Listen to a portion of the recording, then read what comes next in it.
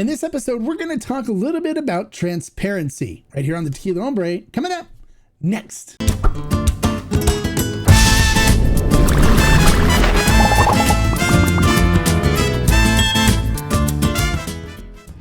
Hello and welcome to this episode of the Tequila Hombre, where today we're going to talk about transparency in the tequila world, but also what it has to do with who you trust for your reviews in regards to tequila brands and what to purchase at the store.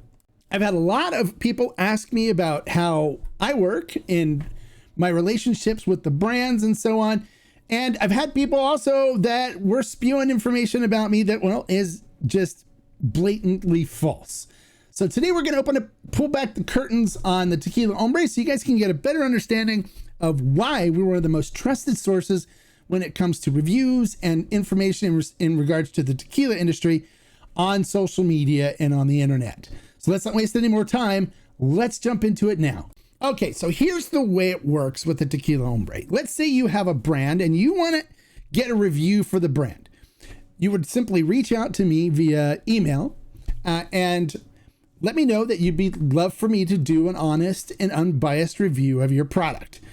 In return, I just tell you that I need you to send me 750 milliliter full retail bottles of whatever expressions you want me to review. The reason why I do that is because you don't know what kind of stuff people are actually going to put in sample bottles. So I don't want to deal with sample bottles. They could put something else in it to get a good review for their product, which then makes my reviews unreliable. Instead, require 750 milliliter full retail sealed bottle of every expression that you'd like for me to review.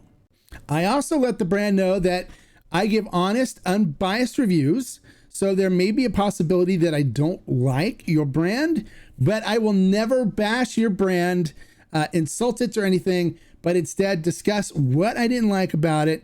And even if wanted, I can provide the brand feedback on how things that they can do to improve the brand or improve the flavor profile and give them suggestions if they want. We never bash brands. I don't think that's an effective way of doing anything.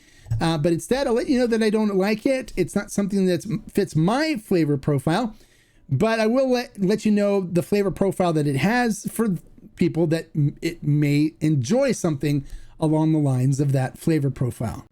If they agree and say that sounds great, then they'll send me a sample bottle of every expression. That is a full retail sealed bottle of every expression that they have for an honest and unbiased review. Now, if they agree to that, they'll send the sample bottles to me. Once I receive the bottles, I let them know that I've received the sample bottles and put them on the schedule for a review so I can tell you all about this particular brand and my feelings about it after doing the tasting. Now, after I receive the bottles, I do a little bit of research on my own because sometimes the brand owners and stuff don't know as much as I can get from the producers. So if I know what distillery it's produced at, what NOM it's bottled at, I'll reach out a lot of times to the producers there and say, hey, I'm doing a review on this particular product. Can you give me some production details? And they will break down the production information for me. If it's a distillery that I've never been to, I will start a relationship with the producers and just start talking with them and getting engaged relationship with them to get more information. Because I find when you form relationships with the producers, they're more inclined to be honest with you and forthcoming with all the production details and information from their distillery. After I do the review, if I enjoyed the brand and it's something that I can stand behind recommending to you all, then we'll talk to them about whether they're distributed in the state of California. And if so, we'll help support the brand by adding it to Ferment and Still, which is a store that I'm a partner with a couple other people in and providing these great, amazing agave spirits to people throughout the country. Now, my whole philosophy is about supporting the brands that are doing things right and also supporting the brands that I believe are good quality brands that I enjoy, so you guys can enjoy them as well. I absolutely do not in any way accept payment from any brands, nor do I ask for donations or anything else in order to do review videos for the brand or to offer them on Ferment and Still. This is done absolutely free of charge to the brands, and it's my way of giving to the brands to help support the brands that are doing it right. Now, if it's a brand that I really, really like, then things get a little crazy from there.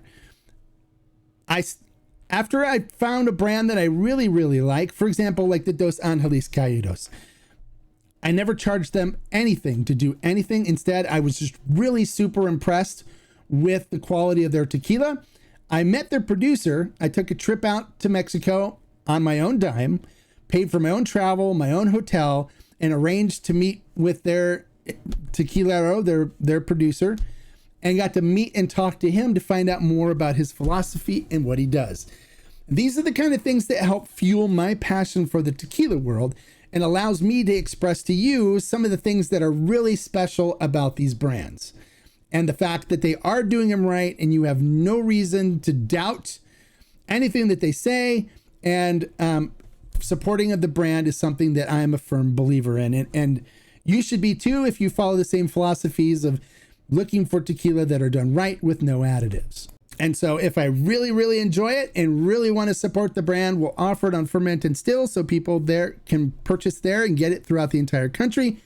And also by us buying the product from them, we're supporting the brand in another way as well, not only through doing videos and posts so people can be more aware of the brand and know about it, and not just be inundated with all the ones that are paying influencers, but also give you the ability to get it where it may not be available in your particular state, but you can order it online. So it makes it easily accessible. That was one of the goals in partnering with Ferment and Still, because a lot of reviews I was doing in my early years, people would message me back saying that sounds like a wonderful tequila, but it's not available in my state and I don't know where to get it. So one of the reasons why Ferment and Still was formed was to provide an avenue for when I find these great brands, these amazing tequilas that I really, really like, providing a way for the viewers, you guys, to be able to get access to them and help support the brand just like I'm doing.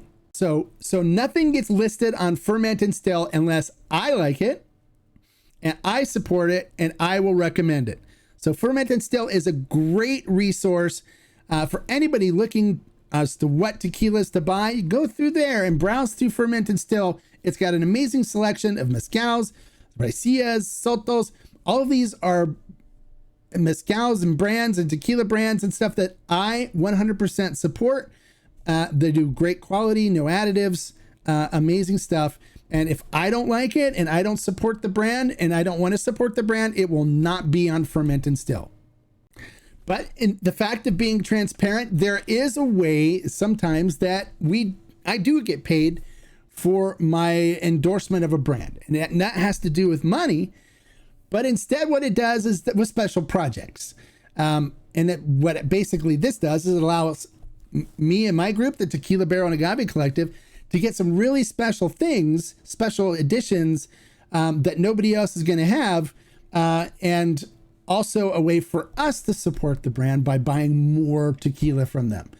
So you'll notice on the Tequila Barrel and Agave Collective, we've got some special barrels and some special batches that are coming through that are not available to anybody else.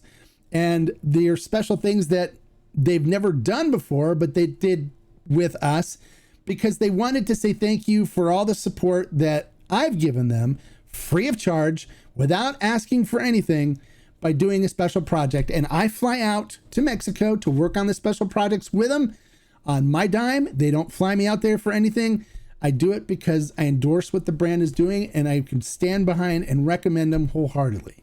So the people you hear on the internet, on Facebook, whatever, that are saying that I'm all about the money, they don't know what they're talking about. They've never talked to me, never had a discussion with me, never talked to the brands that I work with, because if they did, they wouldn't be saying that.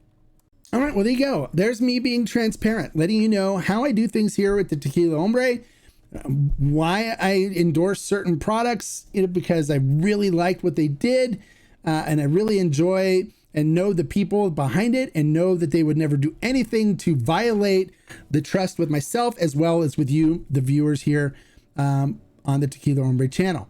So What other things should we look for as far as transparency goes? Everyone talks about the additive transparency avenues. Well, how about with the other reviewers and other informational sources that give us information on tequila? I have found that when I fly to Mexico to visit the distilleries, they're extremely transparent. They'll show you their whole entire operation if you show up and ask. I've showed up to many different distilleries throughout Mexico and been able to see how they produce things, taste things out of barrels, try things right from the still, and be able to see exactly how they're doing things and to see their passion and the history of the production from their family many, many times over. So now it's your turn to look for transparency from the other people that you trust for information. Ask them, do you receive any money to do any of your videos or reviews from anybody, from the brands? Do you ask for donations? Do you ask for fees in order to do the videos to review? Do you post any of your testing results? If you do tests, where can we find those testing results to see that you're being transparent and honest about the way you're running your business? And ask that, demand that from them as well. Don't just demand it from the producers, demand it from the other people, the other sources that you're looking for information from and relying on information from, because I can guarantee you many of them are not doing what they say, because I get the emails every day from the brands telling me what's happening. Well, there you go. Transparency is a big thing, but if you're demanding for people to be transparent, you need to be transparent yourself. I'm a firm believer in that. And like I always say, life is too short to drink bad tequila. So make sure whoever you're talking to, you're listening to, is being just as transparent as the producers are. Now, if you like the information I shared in this video, make sure you click the thumbs up and give it a like. If you're new to the channel, bienvenido. If you're looking for somebody that's going to give you honest, unbiased reviews that are not paid for a dime from the brand, then you found the right place. Make sure you click that subscribe button right there and the notification bell next to it, so you get notified every time I post a new review video or informational video that gives you the information that you need to be a powerful consumer and to make the right choices when you go to the liquor store or any store that sells spirits where you're looking for a great bottle of quality tequila. And like I always say, life is too short to drink bad tequila. So hey, follow any of the reviews and stuff I have in here. I can guarantee you that they're going to be unbiased, honest reviews, and you'll find something you like. Salud. Bye, guys.